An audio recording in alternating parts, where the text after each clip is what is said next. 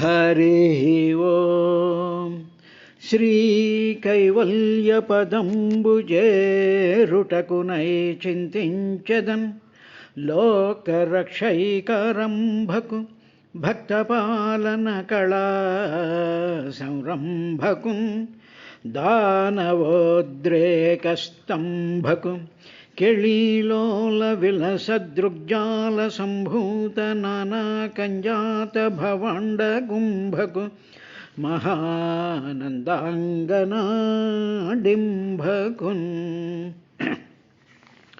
మెరుగు చెంగటనున్న మేఘంబు కైవడిం వివిధ చెంగటనుండనుప్పువాడు చంద్రమండల సుధాసారంబు పోలిక ముఖమున చిరునవ్వు మొలచువాడు వల్లీయుత తమాల వసుమతి జముభంగి పలువిల్లు మూపున బరగువాడు నీలనగాగ్ర సన్నిహిత భనుని భంగి ఘన కిరీటము తల కల్గువాడు పుండరీక యుగము పోలు కనులవాడు వెడదయురము వాడు విపుల భద్రమూర్తి వాడొక రాజముఖ్యుడొక్కడు నా కన్నుగమకు ఎదురుగా కనబడియే పలికెడిది భాగవతం అట పలికించు విభుండు రమభద్రుండు అటనే పలికెన భవహర మగునట పలికెద వేరొండు గాథ పలుకగనేలా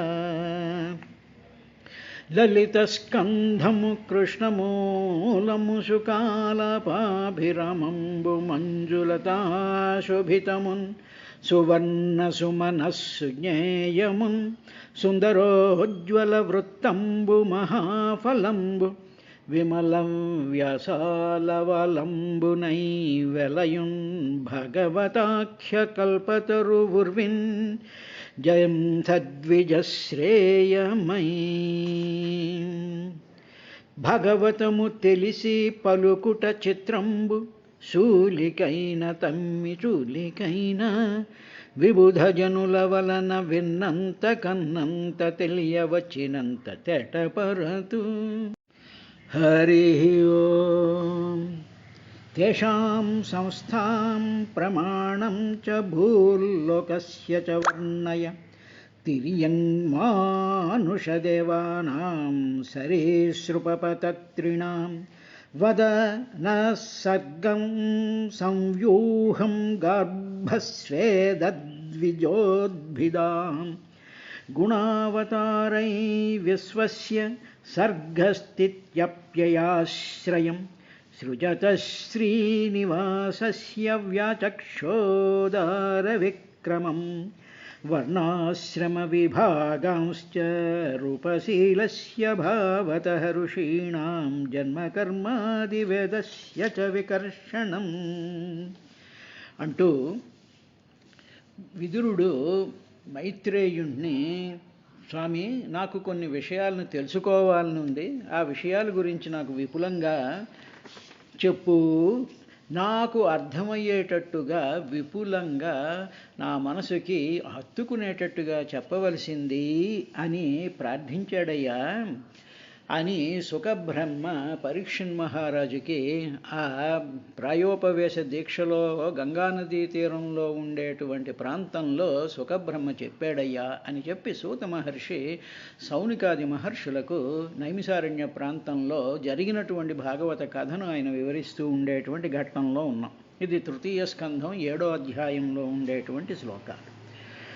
నిన్నటి కార్యక్రమంలో ఏమడిగాడు అనేటువంటి విషయాన్ని కానీ చూసినట్లయితే, స్వామి, నీ వల్ల నాకు చాలా విషయాలు తెలుస్తూనే ఉన్నాయి, కానీ ఇలాగ తెలిసేటువంటి విషయాల అన్నిటిలోనూ కూడా పరమాత్మయే ఆయన సత్ చిత్ రూపాలలో సమస్తమైనటువంటి చేతనము అచేతనము పదార్థము అవ్యక్తమైనటువంటి పదార్థము ఆలోచనలు రకరకాలైనటువంటి శక్తులు వీటిలన్నిటిలోనూ కూడా పరమాత్మ స్థితమై ఉన్నాడు. స్థితమైనటువంటి ప్రతిదీ కూడా స్ఫురిస్తూ ఉన్నది. They are coming to my consciousness. ఆ స్థితి తెలుస్తూ ఉండేటువంటిగా ఉంది. కాబట్టి సర్వవ్యాపకత్వము అనేటువంటి దానికి ఉండుట, దాని యొక్క స్ఫురణ, ఈ రెండు కూడా ఎక్కడా కూడా లేకుండా ఉండడం అనేటువంటి ఉండదు. కాబట్టి అటువంటి సత్తా ఉండడం, ఎగ్జిస్టెన్స్, దాంట్లో నుంచి వచ్చినటువంటి స్ఫురణ, ఆ స్ఫురణలో తెలివి ఉంటుంది, ప్రకాశం ఉంటుంది. స్ఫురించడం అంటే ఏమిటి? లైటు వెలగడం అన్నమాట. చీకటి గదిలోకి వెళ్ళి ఏమీ కనిపించినప్పుడు లైటు వేస్తే అప్పుడు అవన్నీ స్ఫురిస్తూ ఉంటాయి. ఈ స్ఫురణని ప్రకాశము అంటారు. ప్రకాశము అంటే వెలుగు, అదే జ్ఞానము, అదే అనంతం. కాబట్టి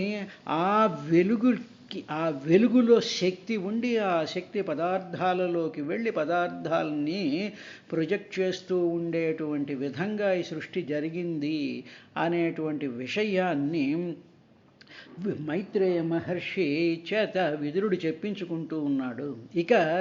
ఇంకా గమనించవలసినటువంటిది ఏమిటంటే, ఏమండి వాళ్ళిద్దరూ మాట్లాడుకుంటున్నారు, ఆయన అడుగుతున్నాడు, ఏం చెప్తున్నాడు, అన్నిట్లోనూ ఆయన ఉన్నాడు, అంతే బాగానే ఉందండి అంటే, అది ఎందుకు ఆ విషయాన్ని చేయాలంటే, మనం భగవంతుడి దగ్గరికి వెళ్ళాలి, భగవంతుడు నావాడు అనుకోవాలి, భగవంతుడి యొక్క శక్తి, భగవంతుడి యొక్క ప్రభావము, భగవంతుడి యొక్క అనంతత్వము, భగవంతుడి యొక్క విశ్వవ్యాపకత్వము అణువులోనూ ఉంది అని చెప్పి మన మనసుని, బుద్ధిని స్థిరపరుచుకుని కాసేపు ఇదంతా భగవన్మయము, హరిమయము విశ్వమంతయు, హరిమయము కాని ద్రవ్యము పరమాణువు లేదు వంశ పావన వింటే అనేటువంటి ఆ జనరల్ ప్రిన్సిపుల్ ఏదైతే ఉందో, ఆ ప్రిన్సిపుల్తో మనం ఉన్నప్పుడు మన బుద్ధిలో అదే ఉన్నాడు, మన మనసులో ఉన్నాడు, ఆలోచనల్లో ఉన్నాడు, మన కోపాల్లో ఉన్నాడు, మన తాపాల్లో ఉన్నాడు, మన రోగాల్లో ఉన్నాడు, మన శరీరంలో ఉన్నాడు అనేటువంటి భావం వచ్చినప్పుడు ఆ ఉండడం, ఆ స్ఫురించడమే సైలెన్స్, అదే మౌనము. మౌనం వ్యాఖ్యా ప్రకటిత పరబ్రహ్మ, దక్షిణామూర్తి. మౌన వ్యాఖ్యా ప్రకటిత పరబ్రహ్మతత్వం. కాబట్టి పరబ్రహ్మతత్వం ఏమిటంటే మౌనం వ్యాఖ్య, మౌనం యొక్క వ్యాఖ్య, విపులత్వము, విశదీకరణము. అంటే ఉండడము, స్ఫురించడం అనేటువంటిది మౌనంగా ఉంటుంది. ఎప్పుడైతే ఆ మౌనాన్ని మనం పట్టుకున్నామో మన మనసు మౌనం అవుతుంది. మన ఆవేశాలు, మన రోగాలు, మన దుఃఖాలు ఇవన్నీ కూడా మౌనం అయిపోయి అవి ఏమీ అలజడి చెయ్యకుండా మన మనసుని ప్రశాంతమైనటువంటి స్థితిలోకి తీసుకొస్తుంది. కాబట్టే అది సర్వవ్యాపకత్వం. కాబట్టి that is the most important thing to find out. అందువల్ల విదురుడు ఈ పరతత్వము, ఈ పరబ్రహ్మ యొక్క ఈ సత్యం, జ్ఞానం, అనంతం అనేటువంటిది ఇంకా ఎందులో ఉన్నాయి అనేటువంటి ప్రశ్న వేయడంలో దాంట్లో ఉండేటువంటి విధానము అది. కాబట్టి ఆయన ఏమడిగాడంటే, భగవంతుడు అన్నిట్లోనూ వ్యాపించిపోయి ఉన్నాడు కదయ్యా, ఆయనకి అనంతమైనటువంటి పాదాలున్నాయి, తొడలున్నాయి, బాహువులున్నాయని పెద్దలు చెప్తూ ఉంటారు కదా. అంటే ఇక్కడ ఆయనకున్నాయి అంటే ఈ సమస్త లోకాలలోనూ పాదాలతోనూ, చేతులతోనూ, మనస్సులతోనూ, ఇంద్రియాలతోనూ చరించేటువంటి సమస్త జీవులందరిలో కూడా తాను ఉన్నాడు. తరువాత ఈ జీవులు చేసేటువంటి శబ్దాలు కానీ, ఈ జీవులు చేసేటువంటి మాటలు కానీ, ఈ జీవులు చేసేటువంటి సుఖదుఖ అనుభూతులు కానీ వీటిలన్నిటిలోనూ కూడా ఆయనే ఉన్నాడు. ఆయన ఉండడమే కాకుండా ఆయన 10 రకాలైనటువంటి ప్రాణవాయువులతో ఆయన సమస్త జీవులలోనూ కూడా ఆయన కదులుతూ ఉన్నాడు. ఆ కదిలేటువంటి గుణాన్ని రజోగుణము అంటారు, క్రియాశీలము అంటారు. రజోగుణం అంటే క్రియాశీలమగుట. అంటే ఈ మనిషి బతికి వాడు నడవాలి అంటే లోపల ప్రాణం క్రియాశీలం అయితే అప్పుడు ఈ మనిషి సమస్తమైనటువంటి జీవకణాలు క్రియాశీలమై they start working and then we say the man is living. కాబట్టి ఆ క్రియాశీల తత్వంలో దశ ప్రాణాలు కూడా, ఆ దశ ప్రాణాలు ఉన్నవి, అవి స్ఫురిస్తూ ఉన్నవి, అవి కదులుతూ ఉన్నవి. కాబట్టి దశవిధ ప్రాణాల్లోనూ ఆయన ఉన్నాడని చెప్తూ ఉంటారు. అదేవిధంగా ఇలాగ మానవ జన్మెత్తినటువంటి దేవతా జన్మలెత్తినటువంటి మనువులు ఉన్నారు కదా, ఆ మనువులు తర్వాత మనువుల యొక్క సంతానం ఇదంతా కూడా దాని గురించి చెప్పు అని అడిగిన తరువాత ఇంకా ఆయన మరీచి మొదలైనటువంటి ప్రజాపతులు ఉన్నారు, తర్వాత 14 మంది మనువులు ఉన్నారు. ఆ మనువులు ఉండేటువంటి మనువుల యొక్క కాల పరిమితి ఎంత, ఆయా మనువుల యొక్క కాలంలో జీవుల యొక్క ప్రవర్తనలు ఎలాగ ఉంటాయి అంటే ఏమిటి? మనువు అంటే మనుగడ సాగించడానికి ఉపయోగపడేటువంటి ప్రాసెస్ని మనువు అంటారు. మనుగడ అంటే జీవితములు జరగడానికి కాలంతో కూడుకుని దానిని ఒక రెగ్యులరైజ్ చేస్తూ దానికి ఒక క్రమశిక్షణ ఇచ్చి నడిపేటువంటి ఆ ప్రాసెస్ని మనువు అంటారు. దానిని సింబాలిక్గా ఒక వైవస్వత మనవని, రైవత మనవని, ఆ మనువని, స్వారోచేష మనవని ఇలాగ పేర్లు పెడతారు. పేర్లు పెట్టి ఆ కాలానికి ఆ పరిపాలన వ్యవస్థకి మన్వంతరాలు అంటారు. కాబట్టి ఆ మన్వంతరాల గురించి కూడా చెప్పవయ్యా అని చెప్పిన తర్వాత ఇక ఈయన ఇంకా ఏమడిగా, తేషాం సంస్థాం ప్రమాణంచ భూర్లోకస్య చ వర్ణయ. తర్వాత ఈ మనువులు తర్వాత ఈ లోకాలు ఎన్నో, తేషాం ఆ లోకాల యొక్క మరియు భూర్లోకస్య చ 14 భువనాలు ఉన్నాయి, 14 భువనాల గురించి చెప్పు. అదేవిధంగా భూర్లోకస్య భూలోకంలో సంస్థాం ఈ భూలోకం ఎలా ఉన్నది, దాని యొక్క సంస్థాం దాని యొక్క సన్నివేశం ఎలా ఉంది, భూలోకం ఎలా ఉంది, మిగతా లోకాలు ఎలా ఉన్నాయి, ఆయా లోకాలలో ఈ భూలోకంలో ఉండేటువంటి పరిస్థితుల్లా ఉంటాయి. అంటే ఇక్కడ మట్టి, ఇక్కడ గాలి, ఇక్కడ ఎన్విరాన్మెంటు, ఇక్కడ ఉండేటువంటి ఫ్లోరా ఫానా ఇటువంటివి ఉంటాయా, ఆయా లోకాల్లో ఉండేటువంటి ఫోనా ఫ్లోరా, ఆ తర్వాత రకరకాలైనటువంటి ఆ ఖనిజ లవణాలు అనండి, మరొకటి అనండి, అక్కడ ఉండేటువంటి జీవులు, వాళ్ళ ప్రవర్తన, వాళ్ళ ఆయుష్యులు, అంటే ఇవన్నీ కూడా ఎలా ఉంటాయి అని చెప్పి విస్తార వర్ణయ. తేషాం సంస్థాం ప్రమాణంచ భూర్లోకస్య చ వర్ణయ. వర్ణించు స్వామి. తిర్యం మనుష దేవానాం సరీసృపపతత్రిణాం. తరువాత లోకాలు అంటే ఆ జాగ్రఫీయే కాదు, ఆ జాగ్రఫికల్ లొకేషన్స్లో తిర్యక్ మనుష్య దేవానాం తిర్యక్ పశుపక్షాదులు ఉంటాయి, రకరకాలైనటువంటి బర్డ్స్ ఉంటాయి. అవి ఎన్ని రకాలుగా ఎన్ని కోట్ల వెరైటీస్ ఆఫ్ ఆ పశువులు ఉంటాయి. అదేవిధంగా 4 కాళ్ళతో తిరిగేటువంటి పశువులు ఎలా ఉంటాయి, పక్షులు ఎలా ఉంటాయి, మానవులు ఎలా ఉంటాయి. తిర్యక్ మానుష దేవానాం. ఇవే కాకుండా సరీసృపపతత్రిణాం సరీసృపముల పక్షులు, తర్వాత అంటే నేల మీద పాకేటువంటి రోకల బండల దగ్గర నుంచి, గొంగళి పురుగుల దగ్గర నుంచి, పాముల దగ్గర నుంచి, తర్వాత ఈ రకరకాలైనటువంటి బల్లుల దగ్గర నుంచి ఇవన్నీ కూడా పాకుతూ ఉంటాయి. ఇలాగ పాకేటువంటివి వానపాములు, ఇంకేమిటి అన్నీ ఇలా పాకేటువంటి వాటి గురించి అవి ఎలా ఉద్భవించాయి, వాటి యొక్క ఆకార నిర్మాణాలు ఎలా ఉంటాయి, వాటిల్లో ఉండేటువంటి జీవిక ప్రమాణాలు ఎలా ఉంటాయి, అవి ఏమిటి తింటాయి అనేటువంటి విషయాలు స్ఫురణకు వచ్చేటట్టు నాకు వివరించవయ్యా. అదే కాకుండా గర్భస్యే స్వేదద్విజ ఉద్భిదాం. గర్భం నుండి కొన్ని మానవులు గర్భంలో నుంచి పుడతారు, అలాగే చాలా రకాలైనటువంటి జంతువులు గర్భంలో నుంచి వాళ్ళు పుడుతూ ఉంటాయి, అలాగే గుడ్డులో నుంచి వస్తూ ఉంటారు, అలాగే చెమటలో నుంచి కూడా వస్తూ ఉంటారు. గర్భస్య స్వేదస్య ద్విజ ఉద్భిదాం. స్వేదంలో నుంచి, చెమటలో నుంచి కూడా వస్తూ ఉంటారు. సర్గ సంవ్యూహం. ఇలాగ వచ్చేటువంటి రకరకాలైనటువంటి ఆరిజిన్స్లో నుంచి రకరకాలైనటువంటి జీవులు వస్తున్నాయి చూసావా, అటువంటి సర్గ సంవ్యూహం. సర్గము అంటే సృష్టి, దాని యొక్క సంవ్యూహం గొప్పదైనటువంటి వ్యూహం, ప్రణాళిక, ది ప్రాసెస్. వ్యూహం అంటే దాని యొక్క ప్రణాళిక, దాని యొక్క process, how it has been designed. వ్యూహము అంటే వ్యూహకర్త అంటారు. చూసే ప్లాన్ చేసి దాన్ని ఇంప్లిమెంట్ చేసి దాన్ని పోషిస్తూ దాని యొక్క సస్టెనెన్స్ చూసేటువంటి ఆ టోటల్ ప్రాసెస్ని మనం వ్యూహము అంటాం, యోజనము అంటాం, ప్రణాళిక అంటాం. అందువల్ల సర్గ సంవ్యూహం అనేటువంటిది టెక్నికల్ టెర్మినాలజీ. కాబట్టి ఇటువంటి వ్యూహములను నహ మా కొరకు వద వద చెప్పవయ్యా నా మా కొరకు అని చెప్పి విదురుడు మైత్రేయ మహర్షిని అడిగాడయ్యా అని చెప్పిన తరువాత ఈ లోకాలన్నీ సృష్టించాం, ఇవన్నీ బాగానే ఉన్నాయి, ఈ జంతువులు, ఈ రకరకాలైనటువంటి 84 లక్షల జీవరాశులు, మిగతా లోకాల్లో ఎన్ని జీవరాశులు ఉంటాయో మనకైతే ఐడియా లేదు. అలా అక్కడ ఉండేటువంటి యక్షులు, కిన్నరులు, గంధర్వులు, అశ్విని దేవతలు, తర్వాత ఏకాదశ రుద్రులు, ఆ తర్వాత వాలఖిల్యులు, ఒకటేమిటి రకరకాలైనటువంటి దేవజాతులు, మనుషుల్లో ఏ విధంగా అయితే ఉన్నారో అక్కడ దేవజాతులు కూడా వాళ్ళంతా ఉంటూ ఉంటారు కదా.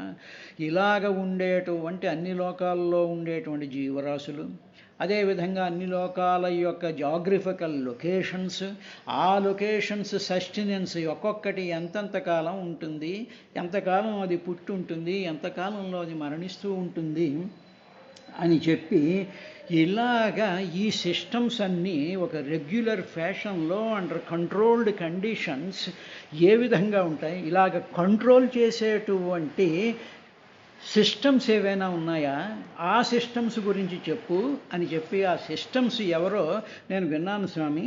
ఆ సిస్టమ్స్ని ఏం చేశారంటే బ్రహ్మ, విష్ణు, మహేశ్వరు రుద్ర రూపాల అనేటువంటి 3 varieties of systems are controlling this universe అని చెప్పి నేను విన్నాను.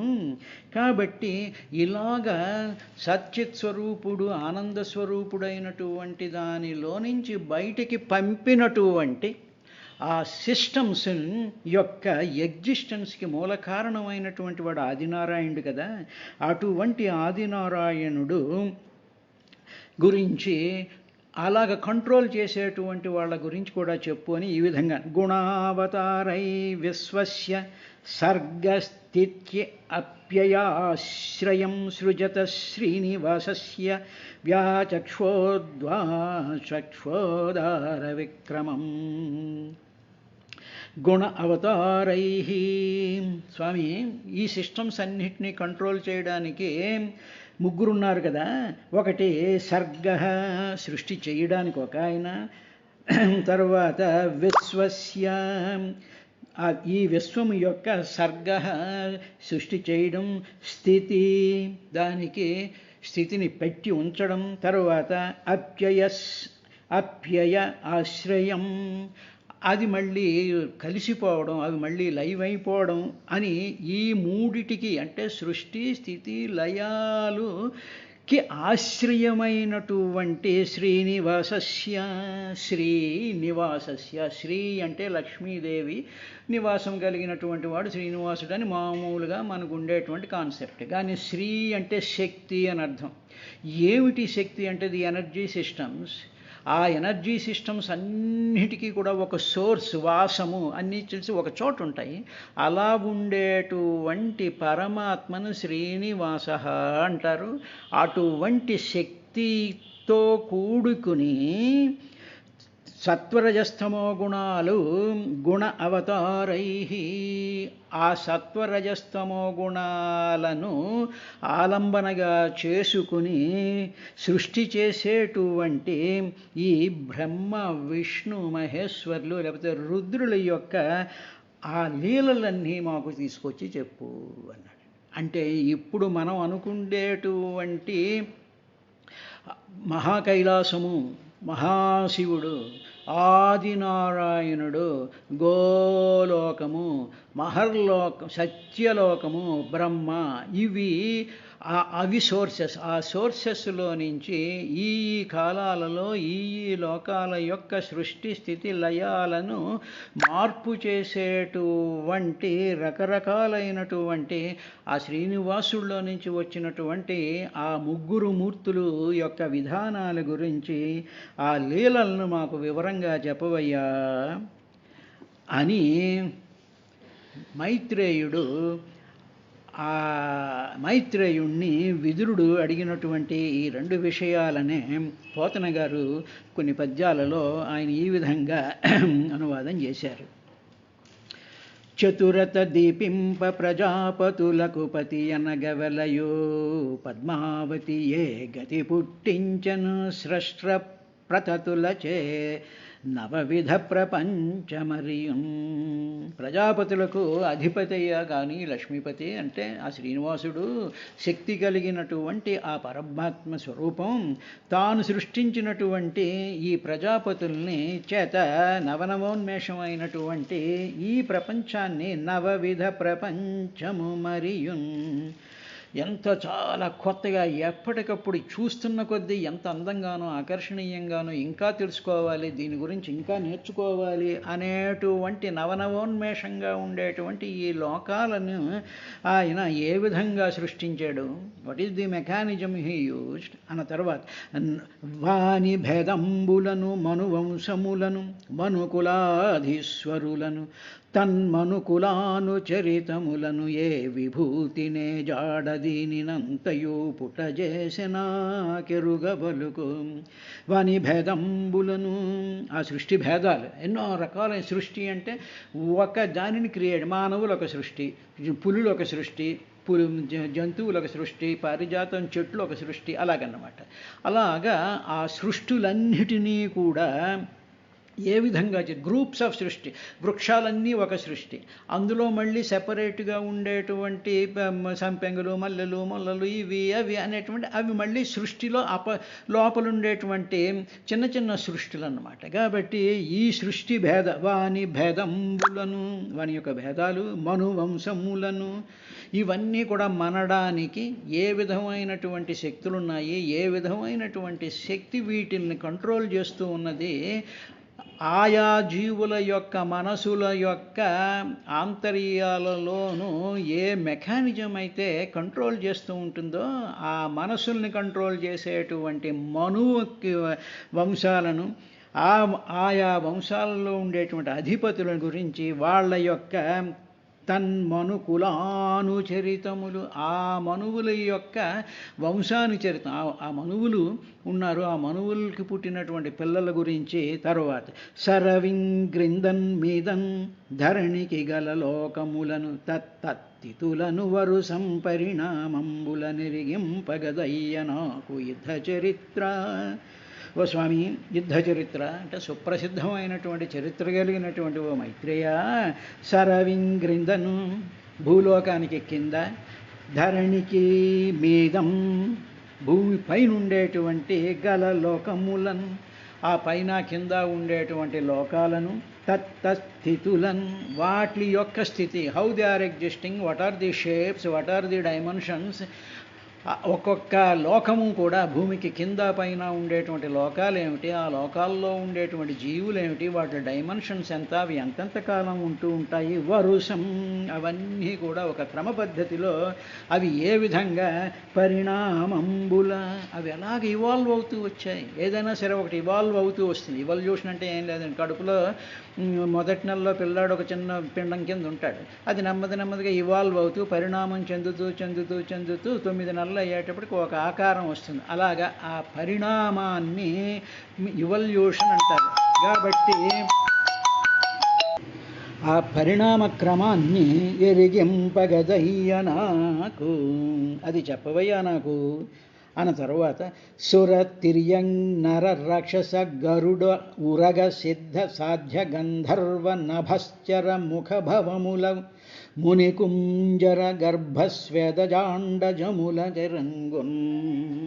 ఇందాక చెప్పినట్టు తర్వాత ఈ సురలు, దేవతల్లో ఒక దేవతల లోకం ఉంది కాబట్టి దేవతలు, తర్వాత తిరియకు జంతువులు, నరులు, రాక్షసులు, గరుడులు, పక్షులు, ఉరగములు అంటే ఉరముతో గమించేటువంటి పాములు లాంటివి, సిద్ధ సాధ్య గంధర్వ నభశ్చరములు ఆకాశంలో మాత్రమే తిరుగుతూ ఉండేటువంటి భవముల ఈ ఆకాశంలో తిరుగుతూ ఉండేటువంటి జంతువులు, తరువాత ఆయా ఆయా ఆకాశంలో తిరుగుతూ ఉండేటువంటి ఆ లోకాలు, తర్వాత ఖేచరులు అంటే ఆకాశంలో చరించేటువంటి వాళ్ళు, మునికుంజర, ఓ మునికుంజర నీవు ఇంకా చెప్పాలి, గర్భంలో అంటే గర్భోత్పత్తి ద్వారా వచ్చేటువంటి వాళ్ళు, స్వేదంలోంచి పుట్టినటువంటి వాళ్ళు, అండంలో నుంచి పుట్టినటువంటి వాళ్ళ యొక్క సమస్తమైనటువంటి విశేషాలని కూడా నాకు వివరించవయ్యా